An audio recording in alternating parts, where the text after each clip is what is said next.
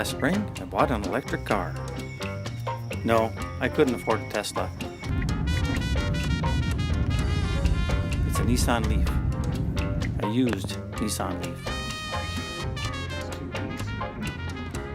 With the range of only 84 miles per charge on average, I knew I'd have to rethink some things that normally I wouldn't have to think about at all. Like, if my wife needs the other car, a gas-powered vehicle, would I be able to go up north to my brother's cabin for a weekend? We've been using the car mainly for short trips around town, commuting to work, grocery store, things like that. And the longest trip we've taken is about 40 miles one way. So this is the first road trip for the vehicle, and I was just curious to see how that would work. Given that the range of many electric vehicles right now is like driving around with a quarter tank of gas pretty much all the time. I realized with the need to charge on the way, the trip could take twice as long as it normally does. Now that's going to change. Range of electric vehicles is increasing all the time, and it is expected to surpass gas vehicles in the next few years. Keep right onto Highway 169. You know, one of the things that people do when they take a road trip or go up to the cabin is they go shopping and stock up and get ready to go so they don't have to stop. So now the situation is reversed. I have to stop along the way, so why not shop along the way? Turn right onto 193rd Avenue Northwest. The level 3 charger, or quick charge as it's called for this vehicle, will charge it to about 80% of its capacity in a half an hour. Turn left onto Evans Street North. So far I have yet to use the quick charge capacity of this car, so we'll check that out. Arrived. Once I get the car charging, I'll go in here and pick up a few things for the weekend. That's what we need.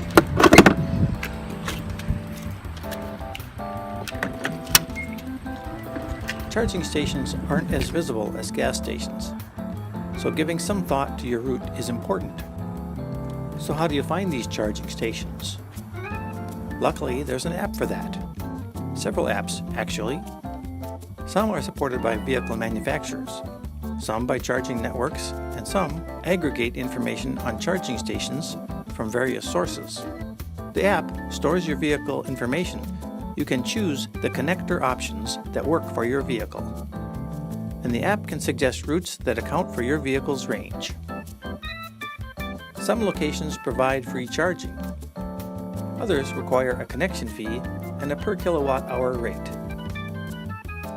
Charging prices are determined by the station's owner and the network, if any, that it is associated with. That was a disappointment. The station is down.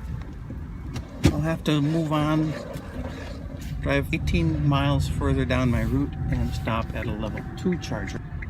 Charging will take a little bit longer than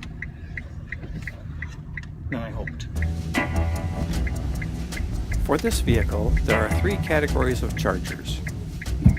The level 1 charger, or trickle charger, is the one that came with my vehicle. It can be plugged into any standard 120 volt outlet and draws about 12 amps, a little more current than the average toaster. It's also the slowest of the 3 levels of chargers, adding only about 4 miles of range to the vehicle's battery per hour of charge. The level 3 charger is the fastest charger available. They are large and expensive to install, so they are only suitable for commercial installation.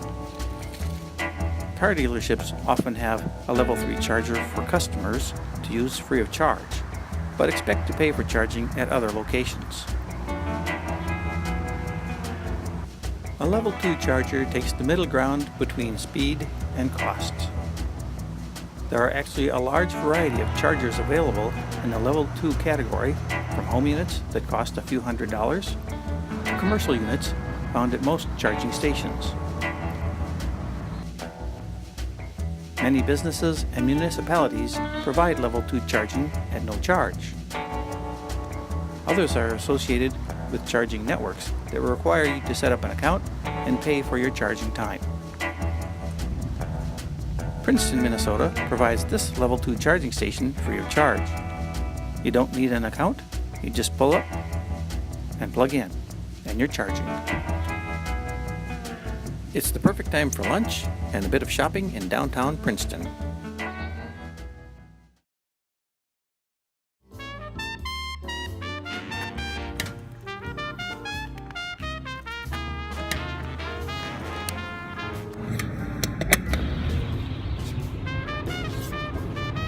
On the road again after about an hour and 45 minutes charging in Princeton.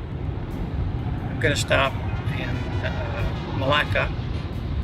I might charge there for a little while before heading on to Grand Casino for my last charging stop.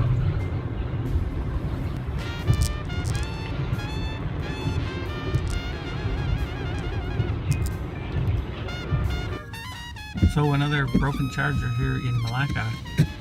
So I'm heading on to Grand Casino Mille Lacs.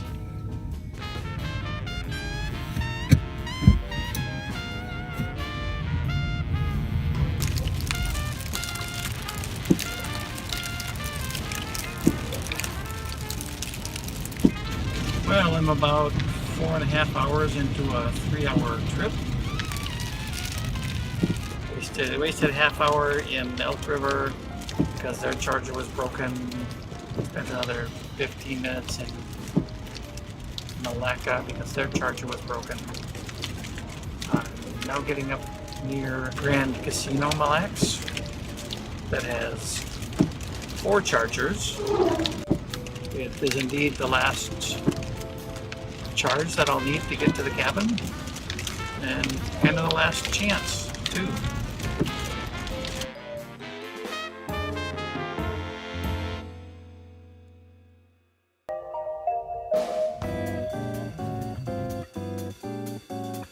I hit the road again after checking out the casino for a couple hours. I have about 56 miles to go and 78 miles of range on the vehicle, so I hope that's good. There's no public charging stations between here and the cabin. I'd have to just find an outlet and plug in the trickle charger, the level 1 charger, which is quite slow. But it would work to get me the last few miles if necessary. Whoops. Missed the turn.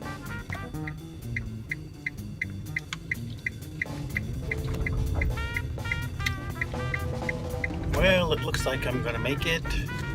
It's only about 2 miles left to go. And I have 14 miles of range left in the car. And it took about 8 hours. Longer than I had hoped. But it is possible if you're patient.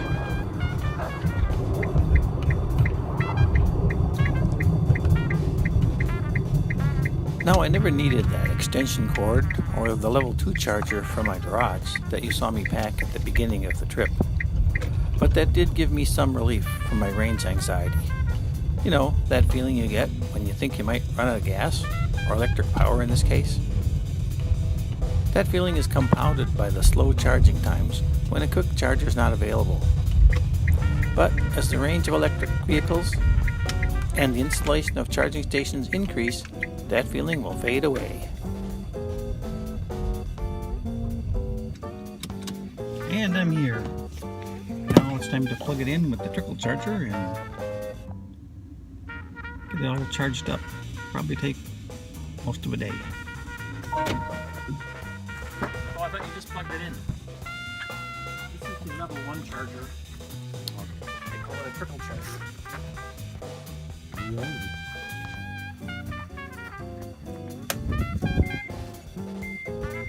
It's charging.